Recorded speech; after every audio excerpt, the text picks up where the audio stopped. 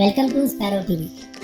The sparrow TV చూస్తున్న ప్రేక్షకులకు, విద్యార్థులకు టీచర్స్ డే శుభాకాంక్షలు, ఉపాధ్యాయ దినోత్సవ శుభాకాంక్షలు.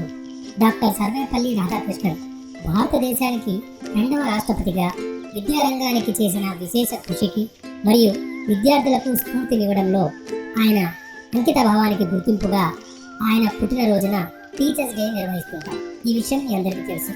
అయితే ఇప్పుడు నేను చెప్పబోయే ఒక ముఖ్యమైనటువంటి విషయం, చాలా స్ఫూర్తిదాయకమైన విషయం ఇప్పుడు తెలుసుకోవాలి. ఈ టీచర్ గురించి మనం అందరం ఈరోజు తప్పకుండా గుర్తు చేసుకోవాలి. ఈరోజు వాట్సాప్లో, స్టేటస్లలో, గ్రూపుల్లో శుభాకాంక్షలతో ఓరెక్కిపోయాయి కదా. రండి, మీకు ఈరోజు అసలైన టీచర్ను పరిచయం చేస్తాను.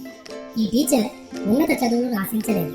ఈ టీచర్ విద్యార్థుల చేత పల్లకి మోయించాలని కూడా కోరుకోలేదు.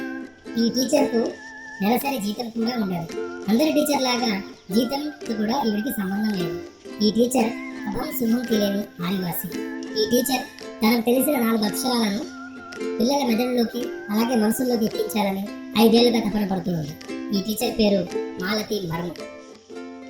బెంగాల్లోని పూరిలియా దగ్గర జంగిల్ మహల్ ఆదివాసీ నివాస ప్రాంతం. పెళ్ళి అత్తగారింటికి వచ్చిన 18 నెలలకే మాలతి అక్కడి నుండి చిన్నపిల్లలు ఎవరు స్కూల్కి వెళ్ళకపోవడం చూసి బాధపడింది. ఆ ఆదివాసీ పల్లె నుండి దగ్గరకు స్కూల్కి వెళ్ళాలంటే చాలా దూరం ప్రయాణం చేయాల్సి ఉండేది.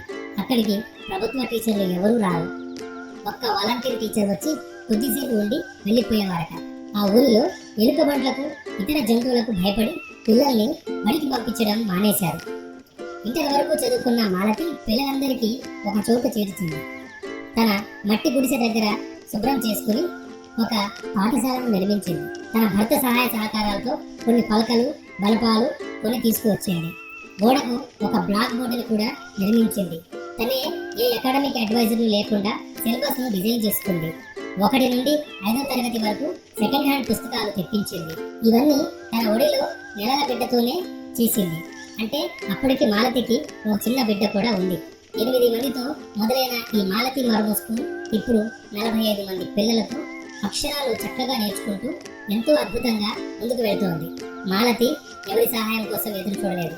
తనకు తోచిన విధంగా స్వచ్ఛమైన మనసుతో ఎలాంటి జీతభత్యాలను కూడా ఆశించకుండా పిల్లలకు లెక్కలు, తర్వాత బెంగాలీ, ఇంగ్లీషు ఇలాంటి భాషలను చక్కగా నేర్పిస్తోంది. చీకటి గుడిసెలో జ్ఞాన సంపదతో అక్కడి నిరుపేద పిల్లల్లో వెలుతురును పూయిస్తున్నటువంటి మాలతి టీచర్ని మనం అందరం అభిమానిద్దాం, మనం అందరం ఆదరిద్దాం, మనం అందరం సల్యూట్ చేద్దాం, మనం అందరం నమస్కరిద్దాం. ఈ రోజు టీచర్స్ డే సందర్భంగా ఇలాంటి టీచర్లు ఉన్నందుకు మనం ఎంతో గర్వంగా ఆ డాక్టర్ సర్వేపల్లి రాధాకృష్ణన్ గారికి జన్మదిన శుభాకాంక్షలు అందిస్తూ టీచర్స్ డే శుభాకాంక్షలు తెలియజేస్తున్నాను. పిల్లలు సాధించాలంటే పట్టుదల ఉండాలి. పట్టుదలతో ఏదైనా సాధించవచ్చు. దీనికోసం అన్ని విషయాల్లో డబ్బులే అవసరం లేదు. పట్టుదలతో ఏదైనా సాధించవచ్చు అని ఈ మాలతి మర్ము టీచర్ నిరూపించారు కదా పిల్లలు. ఈవిడ స్ఫూర్తిగా మనం కూడా ఆవిడకి మరొకసారి సల్యూట్ చేస్తూ, నమస్కరిస్తూ ఈ టీచర్స్ డే రోజు ఉపాధ్యాయ దినోత్సవాన్ని సరదాగా ఈవిడ గుర్తు చేసుకుని శుభాకాంక్షలు తెలియజేసుకుంటూ సెలవు మరి.